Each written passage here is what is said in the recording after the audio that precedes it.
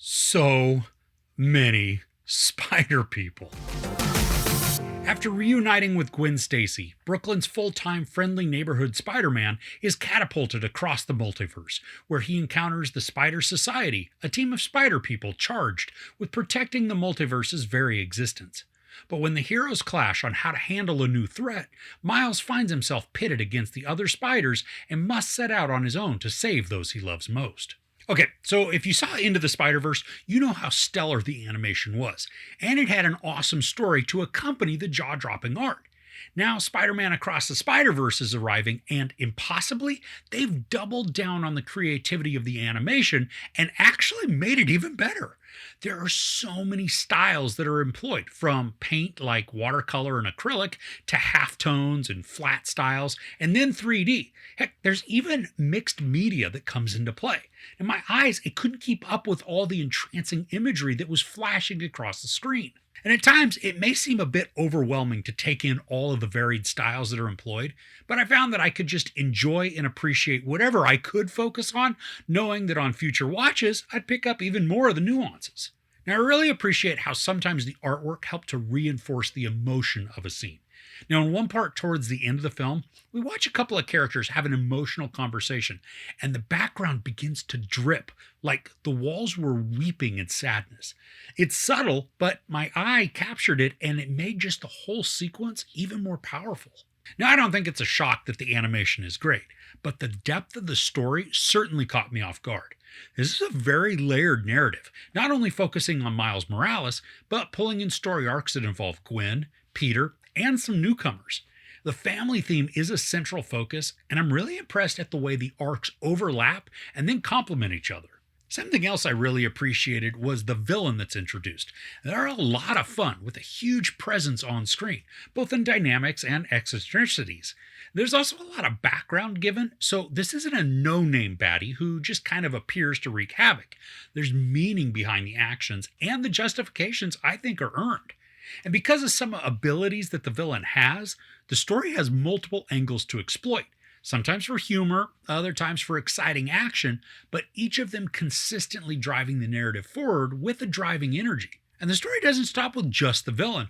There are other complications that are introduced into the story that could threaten to distract from the main arcs, but instead they work to reinforce everything we watch. Now, I was shocked at how sucked into the drama I became. I was scooching towards the edge of my seat because the action is set up so carefully and deliberately that it starts off with just mild tension and it builds to a breaking point that is explosive and captivating. Now, I said in my out of the theater reaction that some of the urgency and energy reminded me a bit of The Dark Knight, where all of the pieces are just beginning to intersect, increasing anxiety while building more and more momentum. That's something the film actually does exceptionally well.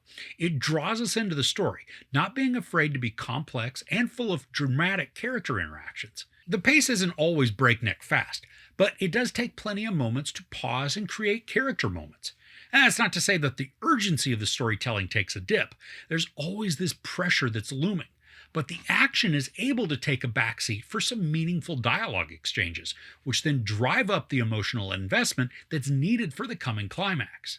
Now, this is a very exciting movie. It's 2 hours and 20 minutes, and it didn't even feel like that. I could have sat with this story for another 2 hours and been just fine. The characters are rich with detail, causing them to be both interesting and engaging, and then the story has enough twists and complications to make it worth the time investment. If I did have to list any negatives for this, they're going to be extremely minor. First, this is only the first half of the story. And yeah, when that first trailer came out, it said this would be part one. But it is such a bummer to have brilliant storytelling not reach its conclusion. But hey, barring any setbacks, the next installment is going to come in March of 2024. So it's not a terribly long wait.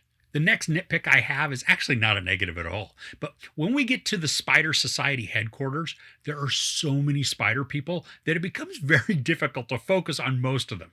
There are even these pop-up comic panels that give descriptions or maybe background or facts on characters, but they're happening so quickly and there are so many of them that I might have caught 1 out of 10.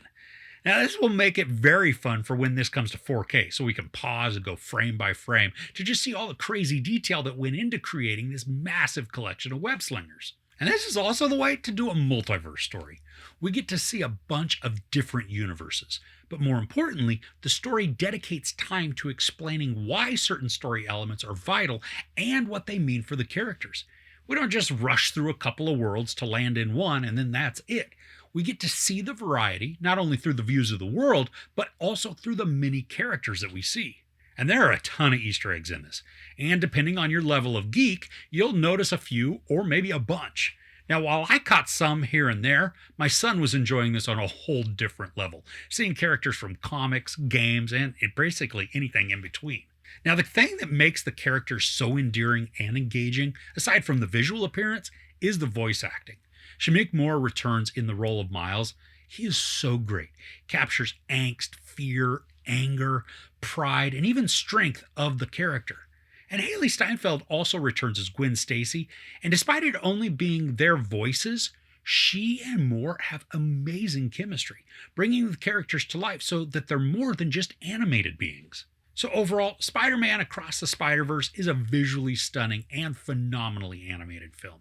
The varied art styles complement to create a never-ending palette of awesomeness. Despite this being only the first half of the story, the narrative is gripping with complex character arcs that tackle mature themes while still infusing humor and action with the drama. The voice actors are exceptional, creating palpable exchanges and dynamic interactions to deliver a spellbinding movie that's going to put you on the edge of your seat. There's no sex or nudity, a little profanity, and then a ton of animated violence. I give Spider-Man Across the Spider-Verse 5 out of 5 couches. This is a must-see movie, especially if you love well-crafted stories and spectacularly creative art. So which Spider-Person do you hope to see in this film? Let me know in the comments below. If you enjoyed this review, please give it a like. Also, don't forget to share and subscribe. I'm Chris. This is Movies and Munchies. Thanks for couching with me.